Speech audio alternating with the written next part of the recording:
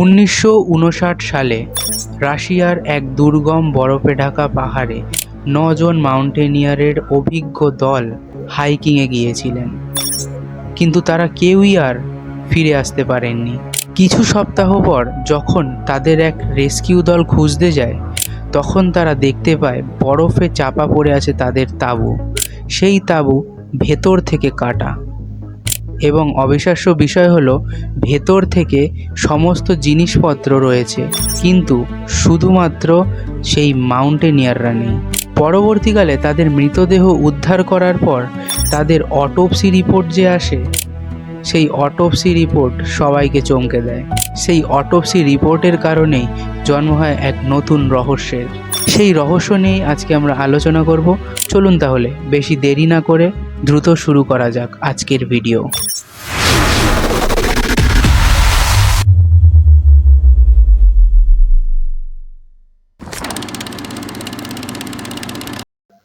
রাশিয়ার Ural polytechnical ইনস্টিটিউটের একজন 23 বছর বয়সী ছাত্র ইগর ডায়াতলভ একটি পর্বত স্কি হাইকিং অভিযান অ্যারেঞ্জ করার সিদ্ধান্ত নেন। তার দলে ছিল মোট 10 জন সদস্য, যার মধ্যে 8 জন ছিল ছেলে এবং 2 জন ছিল মেয়ে, কিন্তু তারা প্রত্যেকেই ছিল প্রশিক্ষিত ব্যক্তি। তাদের প্রত্যেকের কাছে ছিল গ্রেড 2 লেভেলের হাইকিং সার্টিফিকেট। এই যাত্রা শেষ করলে তারা 3rd লেভেল হাইকিং সার্টিফিকেটও পেয়ে যেত, যা তৎকালীন রাশিয়ার সব থেকে উচ্চ স্তরের হাইকিং সার্টিফিকেট ছিল। তাদের গন্তব্য ছিল ওটোরটেন নামক একটি পাহাড়। 23শে জানুয়ারি তারা যাত্রা শুরু করলেও 28শে জানুয়ারি তাদেরই দলের একজন সদস্য ইউরি উডিন অত্যন্ত জয়েন্ট পেনের কারণে অসুস্থ হয়ে পড়ে। রীতিমতো সে যন্ত্রণায় ফিরে আসতে চায়, তাই তাকে দল ছেড়ে ফিরে আসতে হয়।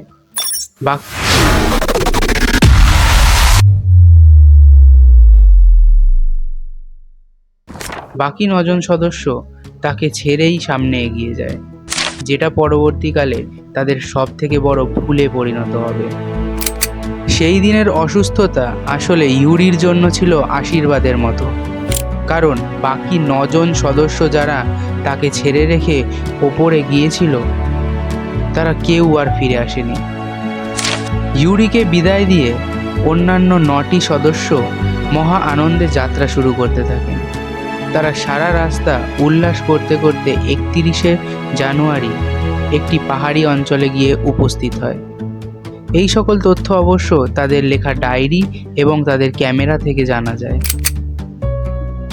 তারা 1 ফেব্রুয়ারি থেকে ওই পাহাড়ের ঢালে চড়া শুরু করবে বলে ঠিক করেছিলেন, কিন্তু আবহাওয়া তাদের সাথ না দেওয়ায় প্রবল তুষারঝড়ে আক্রান্ত হয়ে তাদের দৃষ্টিশক্তি লীন হয়ে যায়। এই কারণে তারা থামতে বাধ্য হয়। তারা দিকও হারিয়ে ফেলে এবং অবশেষে খোয়ালে সিয়াখল নামক একটি পাহাড়ের ঢালে আশ্রয় নিয়ে সেখানে ক্যাম্প করার সিদ্ধান্ত নেন। পাহাড়ের নিচে জঙ্গলে ক্যাম্প করলে হয়তো তারা আবহাওয়ার হাত থেকে কিছুটা রক্ষা পেতেন, কিন্তু তারা তা করেননি। ক্যাপ্টেন ইগর ওই পাহাড়ের ঢালেই ক্যাম্প করার সিদ্ধান্ত নেন, পরবর্তীকালে যা তার সব থেকে চূড়ান্ত ভুল হিসেবে পরিগণিত হয়।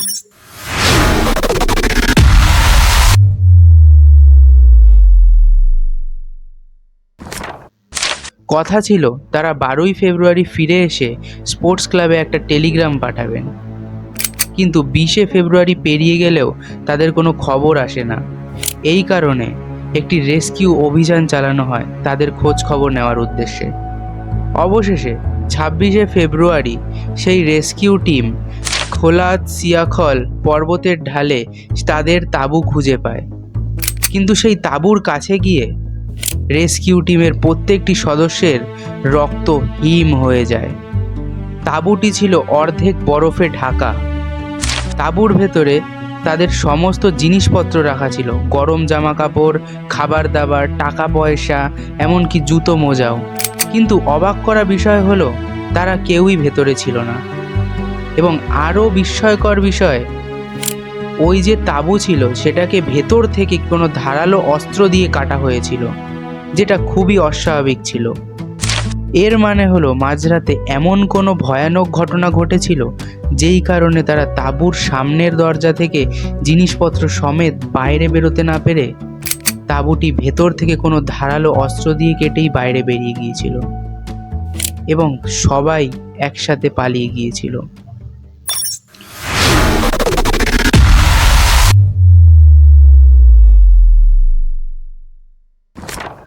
বরফের ওপর তাদের ওই পায়ের ছাপগুলিকে লক্ষ্য করে রেস্কিউর দল নিচে একটি সাইবেরিয়ান বড় পাইন গাছের কাছে পৌঁছয়। সেই পাইন গাছের কাছে পৌঁছতেই তারা এক ভয়ানক দৃশ্যের সাক্ষী হয়। ওই পাইন গাছের নিচে দুজনের মৃতদেহ পাওয়া যায়। তারা দুজনই অন্তর্বাস পড়েছিলেন কেবলমাত্র, আর গায়ে কিচ্ছু ছিল না। এরপর আশেপাশে আরও খোঁজার পর তাঁবুর দিকে ফেরার পথে আরও 3টি মৃতদেহ পাওয়া যায়, যার মধ্যে একটি ছিল ক্যাপ্টেন দয়ালতভের। সম্ভবত তাদের দেখে অনুমান করা হয়েছে যে তারা পুনরায় সেই তাঁবুর দিকে ফিরে যাওয়ার চেষ্টা করছিলেন হামাগুড়ি দিয়ে। ডাক্তারদের মতে এরা সকলেই হাইপোথার্মিয়া বা অতিরিক্ত ঠান্ডায় জমে মারা গিয়েছিলেন, যেগুলো সেরকম খুব একটা অস্বাভাবিক ছিল না। কিন্তু বাকি যে 4 জন, তাদের মৃতদেহ পাওয়া যাওয়ার পরেই শুরু হয় আসল রহস্য। দীর্ঘ 2 মাস পর মে মাসে বাকি 4 জনের মৃতদেহ পাওয়া যায়। পাইন গাছ থেকে কিছুটা দূরে অবস্থিত একটা খাইয়ের নিচে 4 ফুট গভীরে তাদের মৃতদেহ পাওয়া যায়। বরফে সেগুলো চাপা পড়েছিল। আর এই মৃতদেহগুলির ময়না তদন্তের ফলেই চমক পড়ে যায় সমগ্র বিশ্বে। 4 জন মানুষের গায়ে এমন ক্ষতের দাগ ছিল যেগুলো কোনো মানুষের পক্ষে দেওয়া একেবারেই সম্ভব ছিল না। একজনের তো মাথার খুলি পর্যন্ত ভেঙে গিয়েছিল।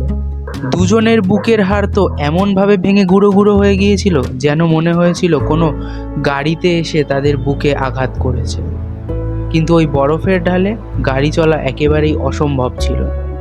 খাদের নিচে পাওয়া যাওয়া এই 4টি মৃতদেহ অত্যন্ত ডিস্টার্বিং ছিল। মূল রহস্য হলো এদের কারোই চোখ ছিল না, এমনকি একজনের তো জিভও ছিল না এবং মুখেরও বিভিন্ন মাংসপেশি উধাও ছিল, যা এই রহস্যে আরও এক মোড় নিয়ে আসে।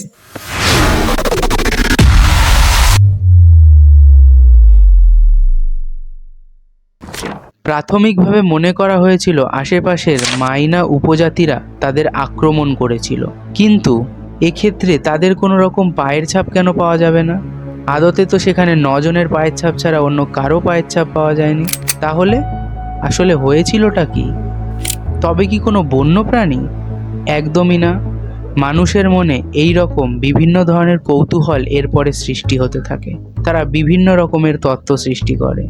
অনেকেই মনে করে রাশিয়া ওই স্থানে প্যারাশুট মাইনের কাজ চালাচ্ছিল, কারণ একজন নিহতের গায়ে রেডিয়েশনের ছাপ স্পষ্ট পাওয়া গিয়েছিল।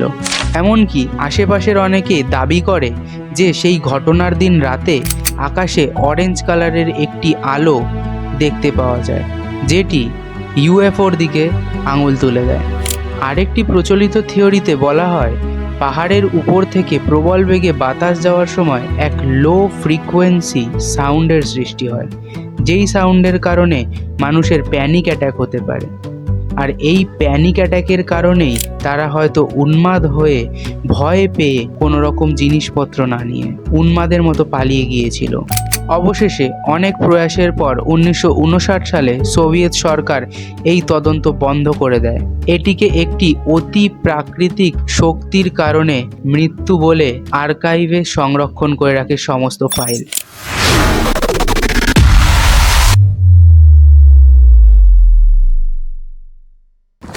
এই ঘটনার পর এই ঘটনাকে নিয়ে বিভিন্ন বই, মুভি ইত্যাদি তৈরি করা হয়, কিন্তু তাও এই প্রশ্নের উত্তর বা এই ঘটনার আসল সত্য জানা সম্ভব হয় না।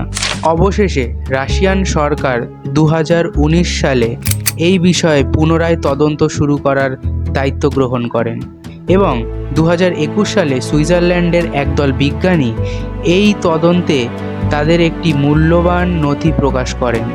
বিজ্ঞানীদের মতে এই ঘটনার পেছনে কোনো এলিয়েন বা মিলিটারি ছিল না, বরং এর পেছনে ছিল এক প্রকৃতির মৃত্যুফাত, স্ল্যাব অ্যাভালাঞ্চা। বিজ্ঞানীরা প্রমাণ করেন যে তারা যেখানে তাঁবু খাটিয়েছিল সেখানে এক বড় বরফের স্ল্যাব খসে পড়ার সম্ভাবনা ছিল। মাঝরাতে যদি সেটা তাঁবুর উপরে পড়তো তাহলে তাদের অনায়াসেই বরফের নিচে চাপা পড়ে মারা যেতে হতো। এই আশঙ্কাই অনুভব করে তারা এক মুহূর্ত দেরি না করে তাঁবুটি কেটে বাইরে বেরিয়ে আসে। বাইরে প্রকাণ্ড অন্ধকারে তারা তুষার ঝড়ের কারণে কিছু দেখতে না পেয়ে একে অপরের থেকে বিচ্ছিন্ন হয়ে যায় এবং 5 জন শীতের কারণে মারা যায় এবং বাকি 4 জন দিক ভুল করে এক খাদের মধ্যে পড়ে যায়। এই খাদে পড়ার কারণেই তাদের বুকের হাড়গোড় সমস্ত কিছু চূর্ণ বিচূর্ণ হয়ে গিয়েছিল, কিন্তু বাইরে থেকে কোনো ক্ষত ছিল না। দীর্ঘকাল ধরে খাদের মধ্যে পড়ে থাকার কারণেই সেই খাদের জলে থাকা বিভিন্ন ব্যাকটেরিয়া, ফাঙ্গাস এবং স্ক্যাভেঞ্জার প্রাণীরা তাদের মৃতদেহগুলির নরম নরম অংশ যেমন চোখ, জিভ এবং মুখের বিভিন্ন পেশি খেয়ে ফেলেছিল। এই কারণেই সেগুলো উদ্ধারের সময় পাওয়া যায়নি।